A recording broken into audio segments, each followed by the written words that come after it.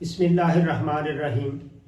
بہت کم لوگ ہیں جو تصوف سے تعلق رکھتے ہیں۔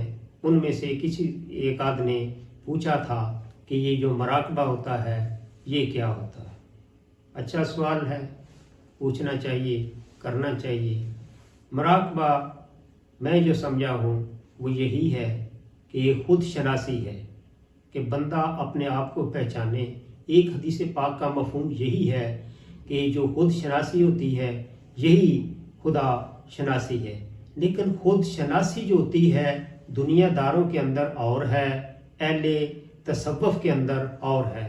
دنیا دار ہم خود شناسی کیا کرتے ہیں کہ ہم جانے جائیں، ہم پہچانے جائیں، ہمارے پاس لوگوں کو پتہ چلے یہ ڈگریاں ہیں، ہم لوگوں کو یہ پتہ چلے اچھا میں نے موبائل رکھا ہوا ہے، فلاں فلاں علاقے کی جو ہے وہ میرے پاس فائل بھی ہے، یہ ہو۔ لیکن نہیں، جو درویش ہوتا ہے وہ خود شناسی کیا کرتا ہے؟ وہ یہ کہتا ہے کہ اپنے آپ کی نفی کرتا جاتا ہے کہ میرے اندر یہ خامی ہے، میرے اندر یہ خامی ہے، میرے اندر یہ خامی ہے۔ جس طرح کہ کبھی آپ نے سوچا کتنے لوگ ہیں جنہوں نے کلمہ پڑھا، پڑھتے تو سارے ہی ہیں، کلمے کے بارے سوچا کہ لا الہ الا اللہ، نہیں کوئی معبود، نفی کی گئی ہے۔